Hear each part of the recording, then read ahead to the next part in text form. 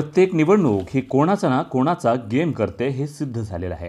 कारण सार्वत्रिक निवडणुकांमध्ये नेत्यांना मतपेटी आपल्या बाजूने हवी असते, त्यामुळे तसा निर्णय घ्यावा लागतो।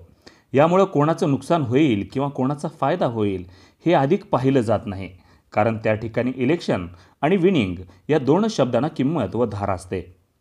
त्यामुळे अनेक जण दुखावतात, परंतु त्याला पोटात घालून पुढे जावं असतं।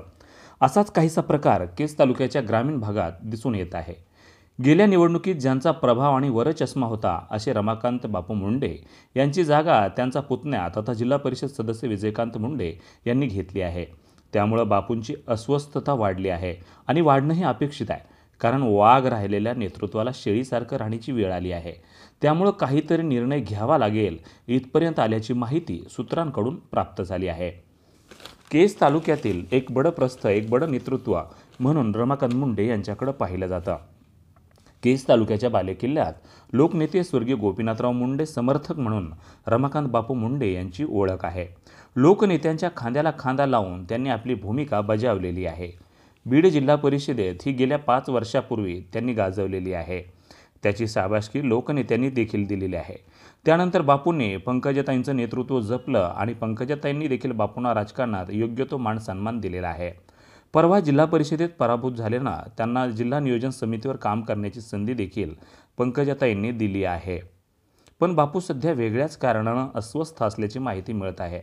कारण आजपर्यंत विडा सर्कल आणि देवगावच्या गादीवर भाजपच्या वतीनं रमाकांत बापू मुंडे हेच बाजू मांडायचे, परंतु लोकसभा निवडणुकीच्या अनुषंगानं जमेची बाजू म्हणून आणि आमदार विनायक मेटेंना डॅमेज करण्यासाठी पंकजाताईंनी त्यांच्या जिल्हा परिषद सदस्यांना भाजपमध्ये स्थान देऊन थेट भाजप प्रवेश दिला।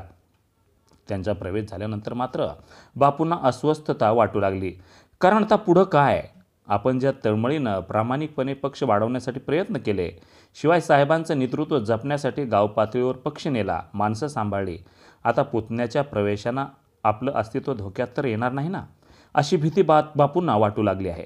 कारण बीड जिल्ह्याला पुतण्याचा फार मोठा इतिहास आणि शाप आहे।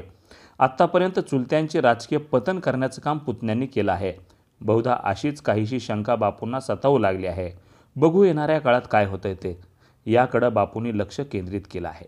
सध्या नेतृत्वासाठी काही पण ची भूमिका बापूंनी घेतलेली आहे। वार्ता यूट्यूब न्यूजकरिता परमेश्वर गित्ते, केज।